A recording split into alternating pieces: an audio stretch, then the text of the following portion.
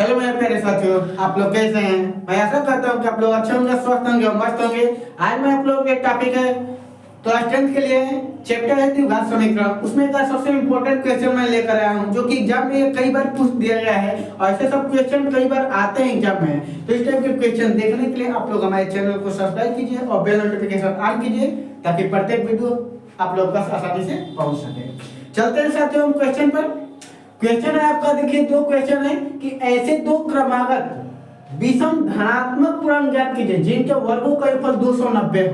साथियों ये क्वेश्चन बेहद इंपॉर्टेंट है। देखिए क्वेश्चन आपका दिया है 2022 में दिया है, 23 में, 24 में और 25 में भी दिया है। फिर दूसरा क्वेश्चन दिया है द्विघात समीकरण √3x² - 11x + 8 √3 = 0 में मूल ज्ञात कीजिए।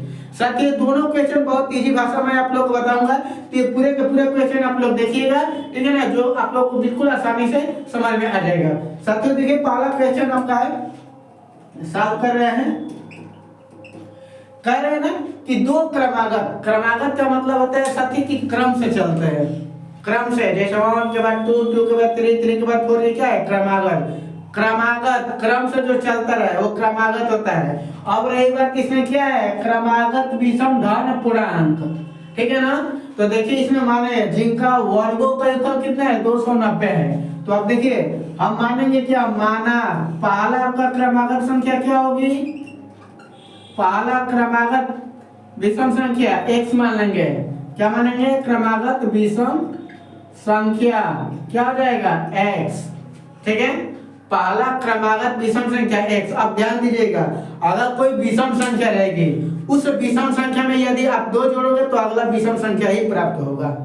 जैसे अगर मान लीजिए कि कोई 1 लिए, ठीक है, 2 जोड़ेंगे तो अगला क्या होगा? विषम ही प्राप्त होगा, 3 हो जाएगा। 3 + 2 करेंगे 5 हो जाएगा।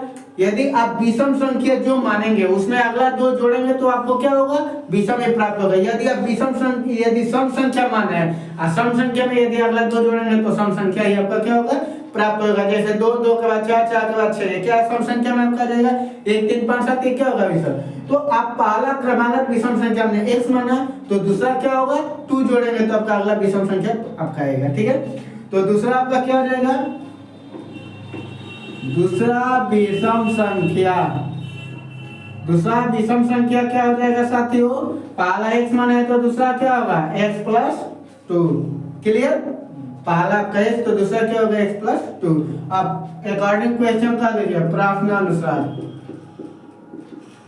क्या कह रहा है कि जिनके वर्गों का योगफल, किनके वर्गों का योगफल है? तो जो आपने संख्या माना है पहला x, दूसरा x + 2, इनके वर्गों का योगफल कितना है? 290। तो साथियों क्या है? पहला x यानी x का वर्ग प्लस x + 2 का वर्ग क्या है? जिनके वर्गों का योगफल, मतलब किनके? जो आप माने हैं। तो x के वर्गों का योगफल x + 2 के वर्गों का योगफल कितना है? 290। बिल्कुल क्लियर हो गया। अब इसका देखिए ये आपका हो जाएगा x², इसको करते हैं साथियों a + b के होल स्क्वायर पर, आप तोड़ दीजिए इसको। ये क्या होगा? a² + b² और +2 भी करेंगे तो क्या होगा? 4x। क्लियर? a² b² करेंगे तो 2 का बल 4, 8 भी करेंगे तो 4x इक्वल कितना हो जाएगा आपका? 290। क्लियर? x² क्या होगा? 2x² प्लस ये कितना होगा? 4x आप +4, इसको इधर ला दीजिए, 290 इक्वल क्या होगा? क्लियर? अब ये हो जाएगा 2x² + 4x, इसको घटाओगे तो कितना होगा साथियों? 286 इक्वल 0। भाई 2 से इसमें क्या कर दो? डिवाइड कर दो। क्या कर दो? 2 से भाग कर दो, या 2 कॉमन ले लो। बात वही हुआ, कॉमन लेना यानी क्या होता है? भाग देना। तो हम लिख देते हैं यहाँ पर क्या? 2 से भाग देने पर या कॉमन ले लो, कोई दिक्कत नहीं है। अब करेंगे तो क्या होगा? x² + 2x माइनस कितना होगा जी? ये 2 का 2, 2 चौके 8, 2 3 6, 143। अब आप पढ़े हैं 8 में भी, आप स्क्वायर पढ़े हैं ना, गुणनखंड कैसे होता है? तो 143 का ऐसा खंड करेंगे, घटाने से कितना आना चाहिए? 2 आना चाहिए, ठीक है ना। तो 143 का फैक्टर कर लीजिएगा आप लोग, ये 8 में भी पढ़ा दिया गया है, मैं आप लोग को आसानी से इसे बता देते हैं। ये हो जाएगा एक्स स्क्वायर और 13 माइनस 11 कर लो, ठीक है ना। 13 में 11 से आप मल्टीप्लाई करोगे तो 143 आएगा। 130 अब प्लस 13 करेंगे तो क्या 143 हो जाएगा। अब 13 में से 11 घटाओगे तो क्या हो जाएगा 2 आपका आ जाएगा। अब इसको यहाँ पर कर लीजिए, आपका क्या हो जाएगा x square plus 13x minus 11x अब माइनस क्या होगा साथ ही 143 इक्वल क्या होगा जी। क्लियर हो गया ना। अब देखिए 4 होगा ना, दोनों का पेयर बना लो। इसमें आप x का मान लो तो x प्लस 13 और इसमें माइनस 11 का मान लो, क्या होगा x प्लस 13 इक्वल 0। क्लियर। तो साथियों क्या होगा, दोनों में कॉमन होगा ना। गुणनखंड निकालने का सबसे आसान रूल मैं बता रहा हूँ। गलती करोगे तो ये दोनों सेम नहीं आएगा, अगर दोनों सेम आएगा तो समझोगे हम क्या कर रहे हैं, सही कर रहे हैं। ठीक है, तो ये आपका हो जाएगा x प्लस 13 और ये हो जाएगा x माइनस 11 इक्वल क्या होगा 0। यदि क्या होगा x प्लस 13 बराबर 0, x बराबर माइनस 13। देखा समीकरण में आप सब क्वेश्चन चल रहा है, ठीक है ना। तो ये 13 क्या हो जाएगा, ये माइनस में अमान्य मान लेंगे। क्या मानेंगे, अमान्य, ठीक है ना। पुनः यदि क्या होगा x माइनस 11 इक्वल 0 तो x बराबर क्या होगा 11।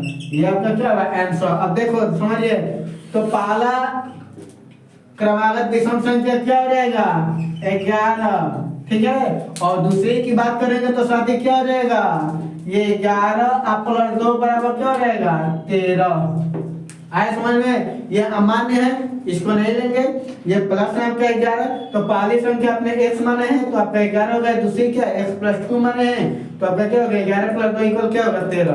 तो दो क्रमागत देखिए जांच भी कर लीजिए आप। दो क्रमागत विषम संख्या, एक 11 हो गया और एक क्या हो गया 13। ये आपका जाहिर सी बात है कि 13 11 और 13 विषम है। हमने क्या माना विषम x माने हैं, अगला दो जोड़े तो देखिए 11 विषम ये होगा ना।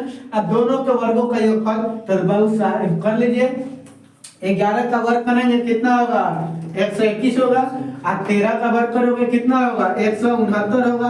और दोनों को जोड़ लो 0 6 2 8 9 1 1 2 290। आपका यहाँ पर क्वेश्चन ही हमने पूरा सॉल्व कर दिया है, ठीक है ना। पहला क्या है 11, दूसरा कितना है 13। कैसे निकला ये आपको बता दिए ना। x प्लस 2 मान के सॉल्व कर दिए, पूरा का पूरा आपका यहाँ क्या होगा पहले निकला माइनस है हमारे मान ले, ये आपका क्या होगा रिजल्ट के काम करेगा। तो पहला आपका क्या होगा 11 और दूसरा 11 प्लस 2 13। अब चेक करेंगे कि जिनके वर्गफल कितना है 290। तो पहला आपका 11 और 11 का वर्ग कितना होता है 121। दूसरा आपका 13 और 13 का वर्ग कितना होता है 169। तो 121 169 जोड़ेंगे तो क्या हुआ 290 आ गया आपका साथी। ऐसा में तो ये आप लोग क्वेश्चन नोट कर लीजिए।